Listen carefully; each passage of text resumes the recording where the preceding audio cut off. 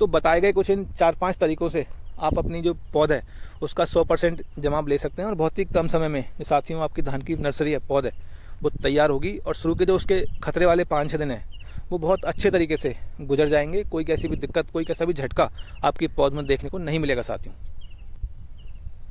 नमस्कार। वीडियो में आज हम बात करेंगे धान की नर्सरी, धान की पौध जो आपने अपने खेतों में डाली है उसके शुरू के 5-6 दिनों की देखभाल साथियों किस प्रकार करें। हमारे काफ़ी किसान भाई गलती करते हैं शुरू में, इसके चलते जो धान के बीज का जमाव है वो उनको पूरा देखने को नहीं मिलता और पौध उनकी मारी जाती है। फिर दूसरों से पौध लेते हैं और पौध भी समय पर नहीं मिलती और ख़राब वैरायटी की पौध मिलती है। तो आप ये गलती मत करना।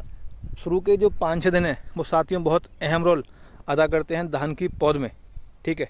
तो इस वीडियो के माध्यम से हम बात करेंगे पौध में जमने वाले खरपतवार जो साथियों आपको 2 से 3 दिनों बाद ही छोटे छोटे खेत में दिखाई देने लग जाएंगे, उनकी रोकथाम किस प्रकार की जाए, और जो धान के बीज का जो जमाव है वो 100% पूरा किस तरह से ले सकते हैं हम।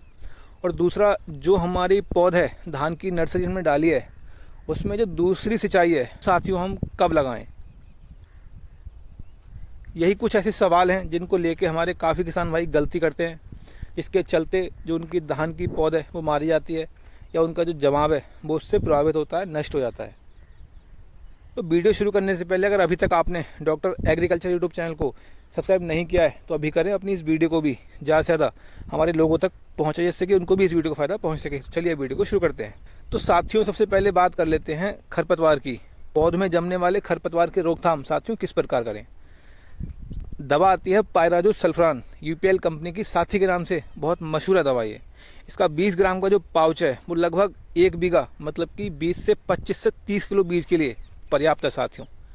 तो इस दवा का जो समय है इस्तेमाल करने का, जब आपने पौध अपनी खेत में डाली है या तो आप तुरंत उसको लगा दें, पौध डालने के तुरंत ही खेत में स्प्रे कर दें खड़े हुए पानी में।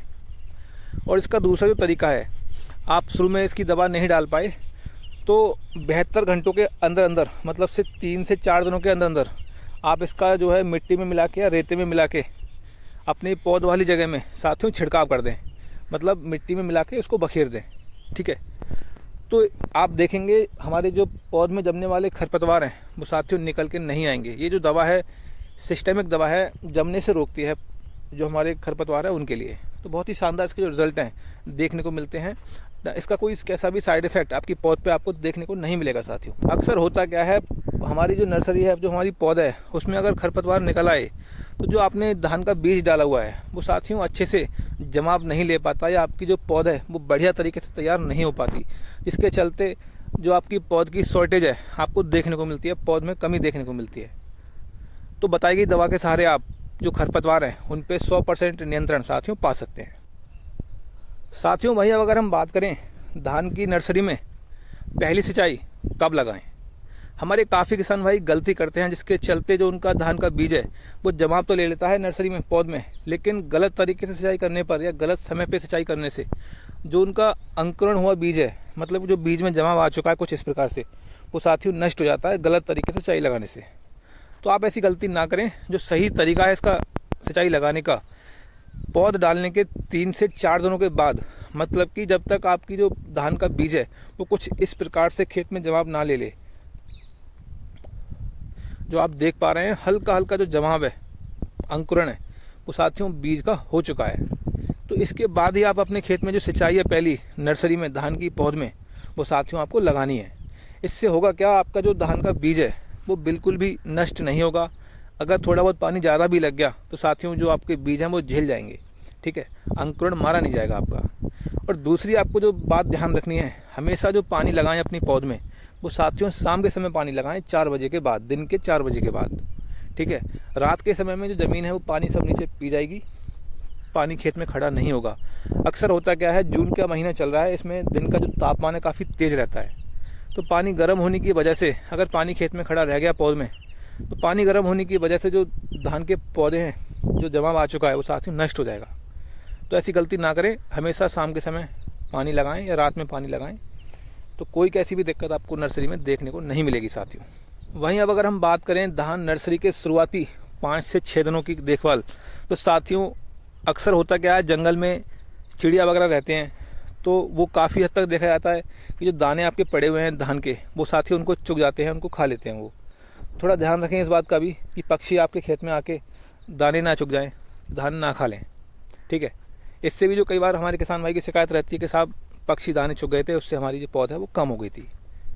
तो ये गलती आपको नहीं करनी है, आपको थोड़ा ध्यान रखना है अपने खेत पे जाके शुरू के 3-4 दिनों के लिए। हमारे जो भी किसान भाई और बेहतरीन जवाब लेना चाहते हैं अगर अपनी धान की पौध से, तो साथ ही जो लकड़ी की जली हुई राख आती है, राख, थोड़ी थोड़ी राख लेके आप उसको मिट्टी में मिला के या ऐसे ही अपनी नर्सरी वाली जगह में साथ ही उसको बखेर दें, डाल दें उसको, मतलब ज़्यादा नहीं, बहुत हल्की हल्की मात्रा में, ठीक है। इससे आप देखेंगे कि थोड़ी गर्मी बढ़ेगी नीचे ज़मीन में, तो उससे पौध जो है आपकी एकदम तेज़ी से ऊपर निकल के आएगी, बहुत तेज़, ठीक है। ये भी एक अच्छा तरीका किसानों का रहा है काफ़ी समय से, ये किसानों का ही प्रैक्टिकल है साथियों, आपको बता रहा हूँ। तो ये तरीका भी काफ़ी अच्छा है। तो बताए गए कुछ इन 4-5 तरीक़ों से आप अपनी जो पौध है उसका 100% जवाब ले सकते हैं और बहुत ही कम समय में साथियों आपकी धान की नर्सरी है, पौध है, वो तैयार होगी और शुरू के जो उसके खतरे वाले 5-6 दिन हैं वो बहुत अच्छे तरीके से गुजर जाएंगे। कोई कैसी भी दिक्कत, कोई कैसा भी झटका आपकी पौध में देखने को नहीं मिलेगा साथियों।